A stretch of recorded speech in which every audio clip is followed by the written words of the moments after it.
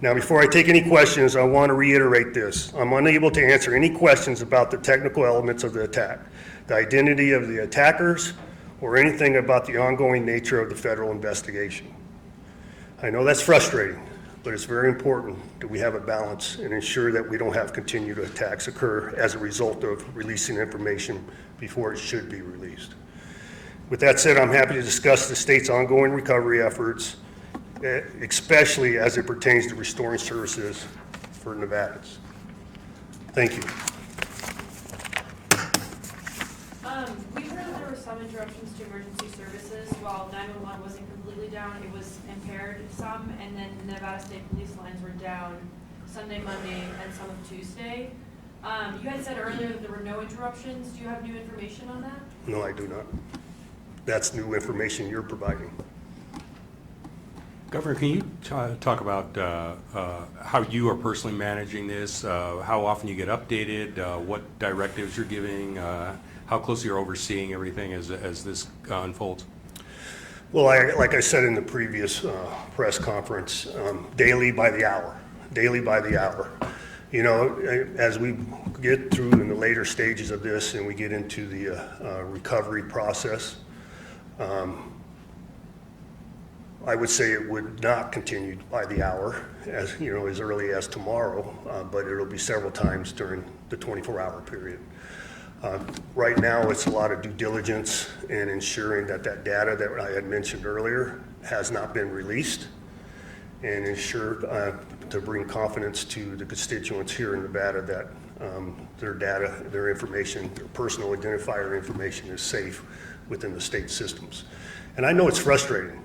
I know it's very frustrating. There's individuals, there's examples across the board to where they're unable to get answers. An example of being gun registrations, you know, the ability to sell firearms because the checks go along with it. And I just said, you know, previously NCIC and CGIS was back online, but there's some compartmental different issues when you do Brady checks, nuances in every different department across the board. And that's why I can't give you a 100% answer today on how much has actually been put back online, because there's little compartments and different processes and different departments that may be affected that we have to ensure that they're safe before we provide 100%.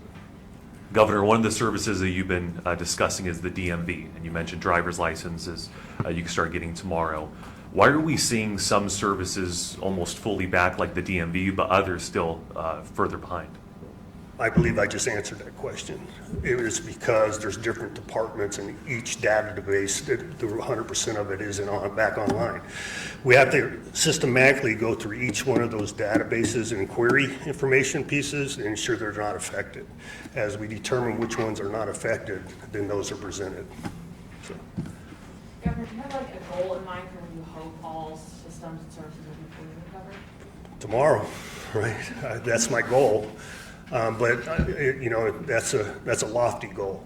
And I mentioned earlier, Jessica, you know, we normally in these type of incidents, it takes several weeks to including a couple months. I think we've done monumental strides as a result of this investigation in short order. And tomorrow would be the goal, but more realistically, it'd be in the next few days. Governor, last time we had the press conference, you talked about some of the different departments are on silos and some are not. Is there any update on whether the state is looking at adding more departments on the silo system in this recovery process or moving forward? That's an ongoing conversation as we go through this, because there was a wide breadth of the departments affected by this, and can we compartmentalize that even better into the future? Yes, absolutely. Governor, I know Tanya Laney isn't here, but you know, at the last presser, she was talking about how the appointments canceled during the outage, they would be seen for 2 weeks after, and then if more extensions are needed, then they would extend that. Is that only for the services that are currently available, or all the license appointments as well, starting now? That would be the license appointments also. You know, I know there's an inherent fear. People's driver's licenses are due to expire. It may affect their travel and ability to travel. There is a fear on your vehicle registration. You know, am I going to be pulled over by the police and suffer the consequences of it being expired and driving? Those are standard continuances that are provided during different times. You know, you could have an outage at DMV at any time outside of a cyber attack, and law enforcement is made fully aware of those nuances and to ensure people don't suffer the consequences of that. If they do, DMV will be proactive in mitigating it. Governor, a week since your last news conference, have you guys gotten any indication as to why you may have been targeted, or if the state has decided whether or not to pay this ransom via insurance? As I said earlier today, I can't make any comments reference the investigation. Governor, during the last session, there was a bill to create a central security operations center in the executive branch that would allow local governments and school districts to kind of opt in and share in the state's efforts to prevent cyber attacks. That bill didn't pass. Is there any discussion about bringing that back, possibly in a special session later this year? There hasn't been any discussion reference a special session in bringing it back there, but absolutely an attempt will be made again in the next regular session. Yes, sir.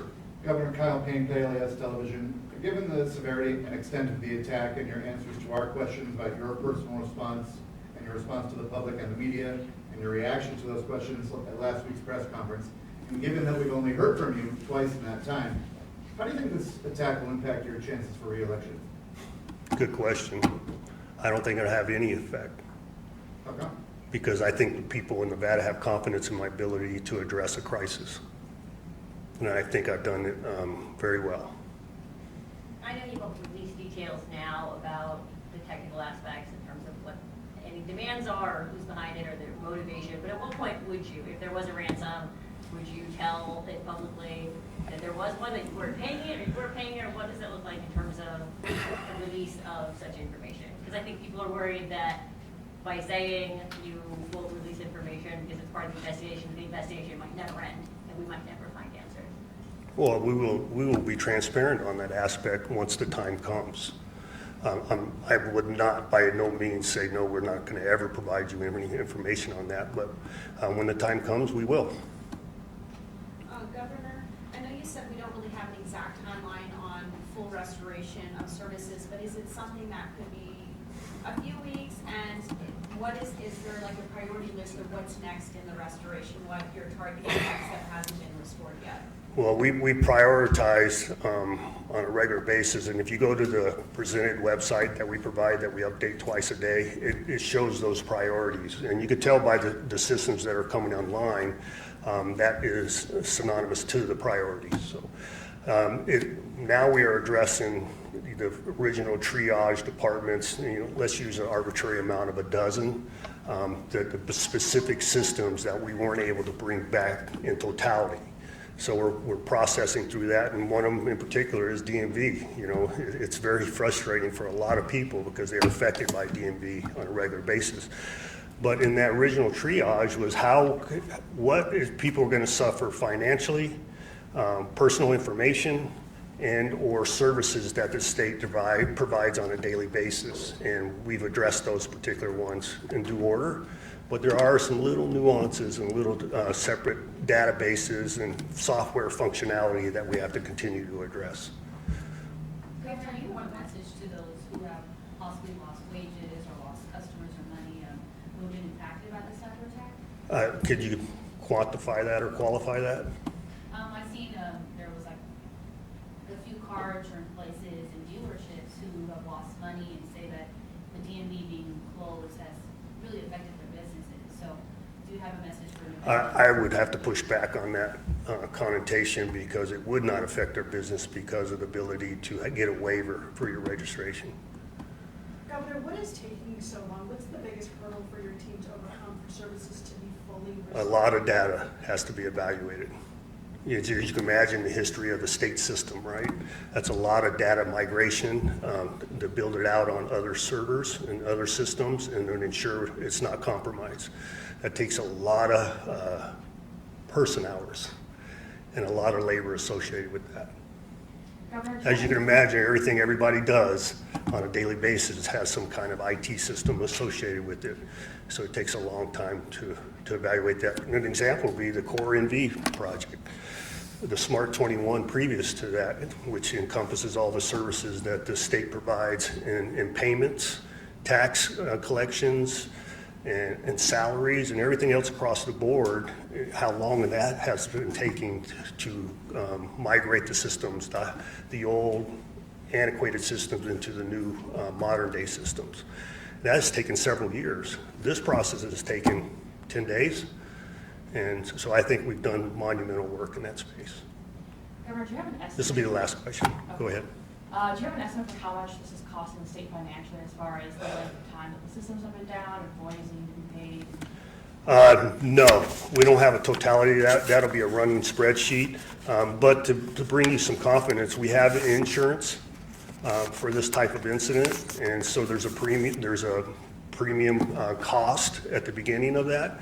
And we anticipate the insurance company will be cooperative in dealing with those costs. Thank you, everybody. Appreciate your time.